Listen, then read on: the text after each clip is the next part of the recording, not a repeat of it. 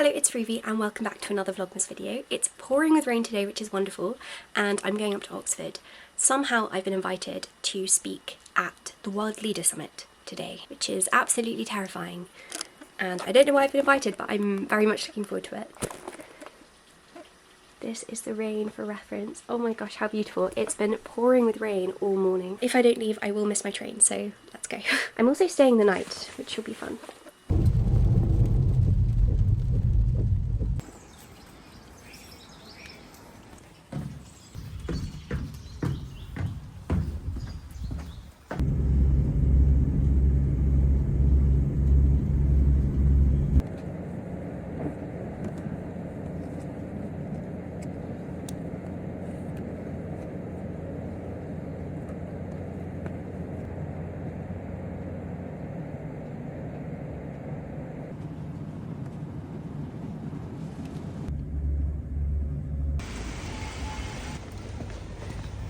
It's been months since I last visited Oxford, and truly its beauty just stunned me all over again. I'd almost forgotten just how magical a city it was, especially in the rain, but I went straight to the Natural History Museum and was feeling very nervous for my speech. I've got like 15 minutes. The event itself is at Keble, and I'm currently in the Natural History Museum, which is just opposite, so I can go across in a moment. Honestly, the whole of yesterday was just spent panicking about this, and it will be done in 2 hours, which is so bizarre to think. Okay, it's at the O'Reilly Theatre, which is part of Keble, and the theatre's just up here. I came here to watch Hamlet when I was doing my masters. I think that's the only time I've actually been to the O'Reilly. They do loads of student theatre here, though. Do you see the O? The first point of call was lunch, which was amazing because we got to have it in Keble's hall, which is beautiful. Oh my gosh, the ceiling is patterned and just stunning. And then the summit started. A massive welcome today. And there were 4 people ahead of me speaking, so in total 5 keynotes. So ladies and gentlemen, I'm going to be calling to the lectern Miss Ruby Granger. But of course, when you are anticipating having to speak yourself, it's so difficult to concentrate. So I was like half really invested in what these people were saying and writing down notes, but was also just brimming with nerves because I knew that soon I would have to get up there too. I also met just the loveliest girls at the summit, and they very kindly filmed my speech, so I can actually share it with you here. Historically, I'm most interested in female autodidacts, who without access to institutional education, self-guided their learning in the direction that most interested them. Mary Somerville, there's a college here at Oxford named after her, Somerville College. She taught herself algebra, geometry and Greek from her uncle's library. Taught herself Greek so that she could read the Greek text that were there. Or Jane Lumley, who was a girl that became the first person ever to translate Euripides from Greek into English.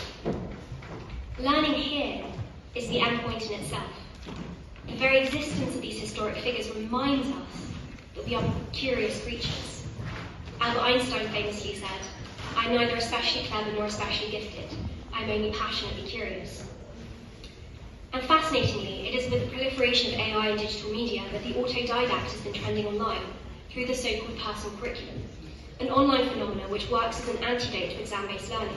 You know, the best piece of advice I think I've ever been given about public speaking was something that a viewer shared with me online, how when you're speaking, no one really cares as much as you do. Like, you are the most invested person, and it's very, very comforting. Like, in some ways it's quite disheartening because no one's listening as hard as maybe you wish they were when you're saying something you feel is important, but it really does take some of the pressure off.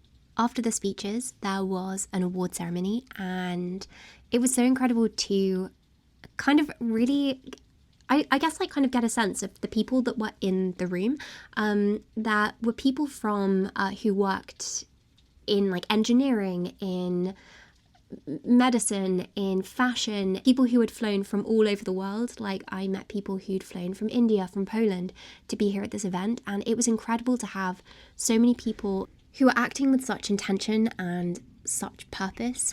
I don't think that will ever not be inspiring.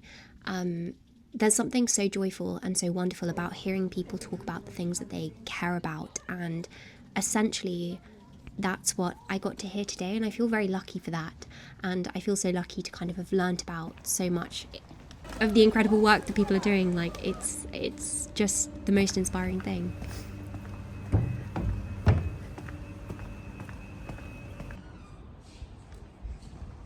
I'm here at Brasenose College for the night. I could have gone home this evening, but oh, it's very dark. I could have gone home this evening. However, there are some archives that I really need to see tomorrow, and I don't know if I'll get a chance to do it before Christmas, so I thought I would spend the night in Oxford. And I don't know, I always haven't been to Oxford for ages, and so it's really nice to be here. And I'm at Brasenose College because during, when it's not term time, they often turn like the student rooms in the main college into B&Bs, and so I'm staying in one of those B&Bs at Brasenose College, which is absolutely beautiful. Oh my gosh, I've been to Brasenose a couple of times, and they've got the best view of the Radcliffe camera. The room is also so nice. Like, I love the furniture. Look how pretty this is. It's like very Edwardian. It's a beautiful desk, and then the view out of the window is just so beautiful.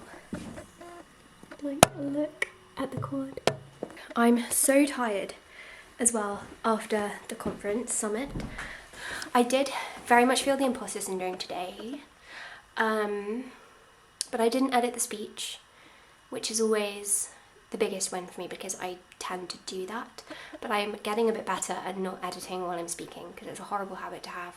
But I was so nervous before, honestly. Like, I was a wreck for the last day, which is why I didn't do any vlogging at all, because I just kept on crying. I was so stressed, and it's such a relief to now have it done and to be here in Oxford for the night. I will sit here and decompress because my social battery is incredibly, completely and utterly drained. But yeah, I'm really excited to be in Oxford, and I might go to the Carol concert later at Christ Church. Also, this is completely bizarre. Like, I was given a medal which someone put over my head for me, which is so cool, and then I was given this, which looks very, very impressive, to say I was a chief guest. It says Oxford based. I used to be Oxford based, and technically I'm not Oxford based anymore, but I am tonight. How cool is that? Oh my gosh.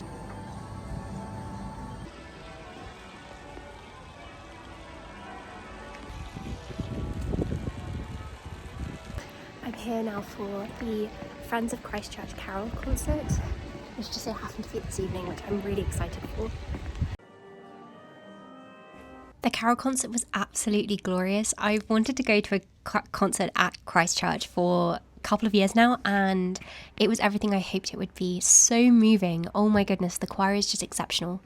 And I then headed to Najjar's to grab some dinner. I'm back. I went to Najjar's for dinner. They do wraps. I would highly recommend. It's on St Giles Street, and it's just amazing. I'm now going to write. One of the reasons why I decided to stay overnight in Oxford is because my book is set in Oxford, and so I want to do some plotting and some work on that before I go to bed. It's already like 8:30, so I'll probably do this till 10.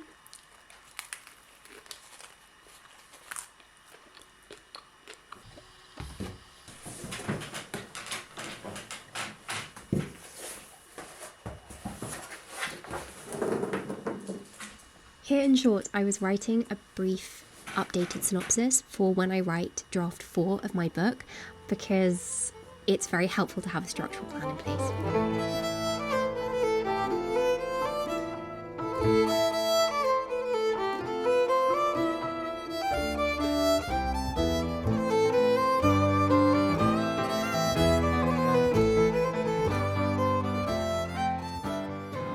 Wait, I just realised, does that come down? Stop, that's so fun. I then just marvelled at how beautiful this room was and how beautiful the view from the window was. I read some of my book and I went to sleep. So I will see you tomorrow for another vlog, and I hope you have more than just a productive week.